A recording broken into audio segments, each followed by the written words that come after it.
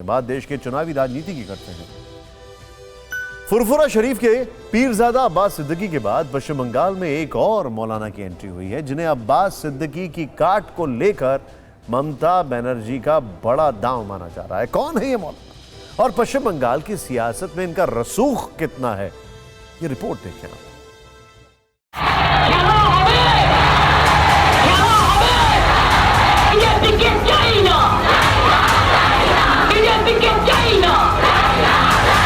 ममता दीदी के कानों तक जय श्री राम का नारा जाना चाहिए और जोर से बोलिए जय श्री राम, जय श्री राम।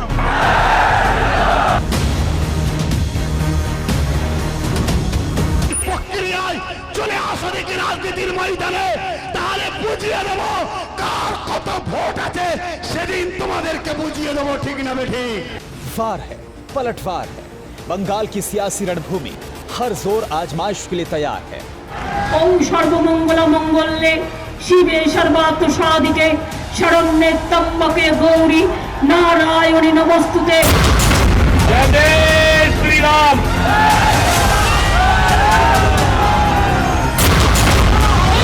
मार्च के महीने में विदा होती सर्द हवाओं के साथ सिटी ऑफ जॉय शिद्दत से सियासी तपिश महसूस कर रही है।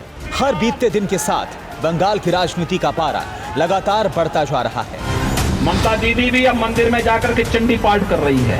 जो हमसे टकराएगा वो चूर चूर हो जाएगा। जय श्री राम।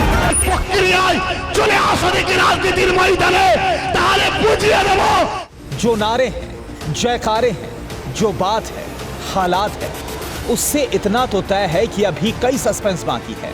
पीरजादा अब्बास सिद्दीकी के बाद बंगाल में एक और मौलाना की एंट्री हो चुकी है।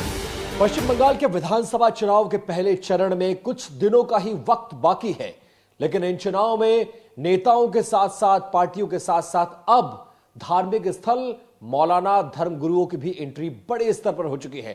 फुरफुरा शरीफ के अब्बास सिद्दीकी के पार्टी बना लेने और कांग्रेस में चले जाने के बाद ममता बनर्जी को एक बड़ा धक्का लगा था और ममता बनर्जी उस धक्के की पूर्ति के लिए अब कोशिशें कर रही हैं। और हाल ही में कोलकाता में जब उन्होंने पैदल मार्च निकाला तो एक शख्स जो उनके बगल में चल रहे थे, ऐसा बताया जा रहा है और दावा किया जा रहा है कि मौलाना पीरजादा अल कादरी के रूप में मौलाना अब्बास सिद्दीकी की काट निकाली है ममता बनर्जी ने। किसी दौर में फुरफुरा शरीफ के पीरजादा अब्बास सिद्दीकी मुसलमानों के बड़े तबके की रहनुमाई का दावा करते हैं। कहा तो यह भी जाता है कि ममता बनर्जी को 2 बार बंगाल की गद्दी पर बैठाने में अब्बास सिद्दीकी का बड़ा रोल था। सिद्दीकी साहब इस दफा खुद सियासतदान बन गए, ममता बनर्जी के खिलाफ चुनावी मैदान में उतर गए, लेकिन दीदी ने भी आतिफ अली कादरी के सहारे अब्बास सिद्दीकी की सियासी काट निकाल ली है। मैं राजनीतिक मैदान पे अभी तक आया नहीं हूं, और मगर मैं आपको ये कह देता हूं कि अगर जिस दिन मैं अपना पार्टी बना लिया या मैं अब राजनीतिक मैदान में आ गया तो बहुत सारे राजनीतिक नेता जो अभी दिखाई दे रहे हैं वो मेरे पीछे रहेंगे। ये मैं अल्लाह के फजल करम से, मैं अपने आप जो बढ़ के बोल रहा हूँ ऐसी बात नहीं है।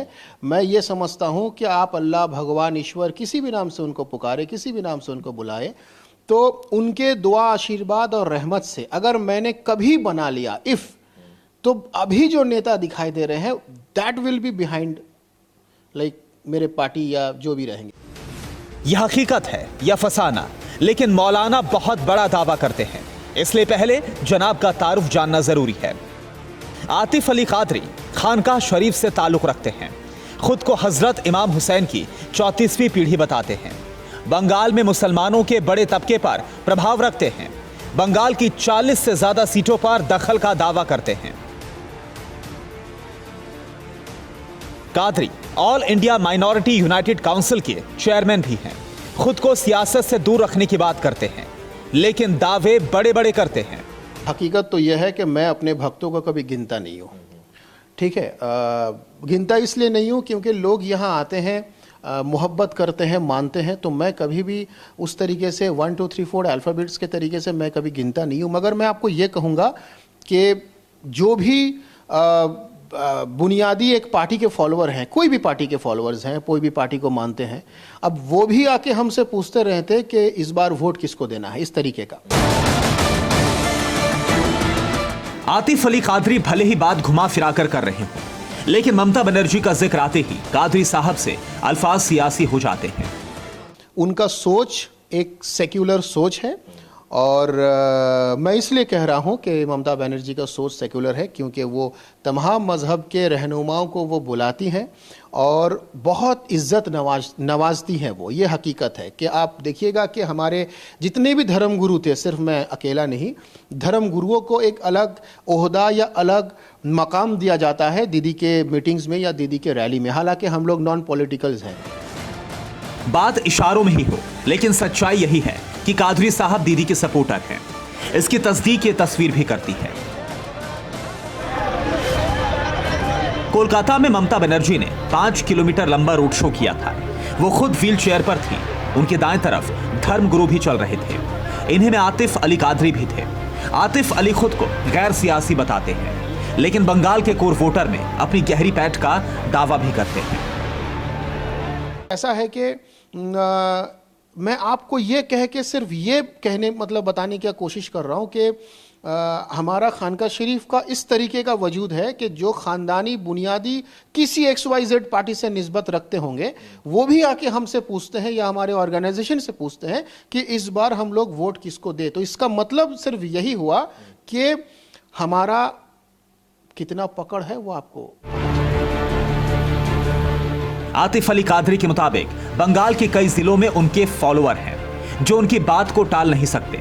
कुछ ऐसा ही दावा फुरफुरा शरीफ के पीरजादा अब्बास सिद्दीकी भी करते हैं। इसलिए सवाल तो बनता था, फुरफुरा शरीफ कितना असर डालेगा, मौलाना अब्बास सिद्दीकी कितना बड़ा रोल निभाएंगे, और वो अपने आप को किंग मेकर साबित कर रहे हैं। देखिए, किंग मेकर बोलना बहुत आसान है मगर किंग मेकिंग करना बहुत टफ है। मगर मैं दूसरे के बारे में कुछ कहूंगा नहीं, मैं सिर्फ ये कहूंगा कि हमारा ऑर्गेनाइजेशन खानका शरीफ ये वोट पे मायने रखता है। बंगाल में 30% मुसलमान वोटर हैं और अब्बास सिद्दीकी से लेकर आतिफ अली कादरी तक की सियासी लकीर इसी कोर वोटर की गली तक जाती है। अब्बास सिद्दीकी की तरह आतिफ अली कादरी तक बंगाल के बड़े हिस्से में सियासी दखल का दावा करते हैं। कादरी के मुताबिक खानका शरीफ का असर 50 सीटों तक हो सकता है।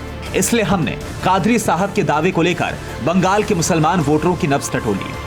ये जो दोनों मौलाना हैं, ये जो दावा कर रहे हैं कि हमारे फॉलोअर आएंगे, हम जहां कहते हैं वोट वहीं गिरता है, इस बात में कितना दम है? ओ झूठ है, ठीक नहीं है, दम नहीं है, दम नहीं है। अच्छा, दोनों मौलानाओं का नाम जानते हैं? खानका शरीफ और फुरफुरा शरीफ का नाम सुना है? एक का नाम जानता हूँ अब्बास सिद्दीकी, दूसरा का नाम नहीं जानता। अच्छा, खानका शरीफ को जानते हैं आप? उनके बारे में सुना कुछ? मैं नहीं सुना। खानका शरीफ को मैं नहीं सुना, उसके बारे में मेरे को नाम ही नहीं मालूम। सिर्फ एक ही नाम जानता हूँ, अब्बास सिद्दीकी को, इसको ही जानता हूँ, उसके बारे में कुछ नहीं जानता। और धर्मगुरु जो चुनावी मैदान में पार्टी बना कर आ गए हैं, नहीं, वो बात नहीं है, वो अलग जगह है, वोट जगह में है। तो ऐसा तो नहीं वो पार्टी का वोट काटने के लिए आए? हम चाहते हैं ये हिंदुस्तान हमारा सबका है, मिलजुल के रहेगा। इलेक्शन में बोलेगा ये हिंदू नहीं है, ये मुसलमान नहीं है, ऐसा नहीं होना चाहिए, भेदभाव नहीं होना चाहिए।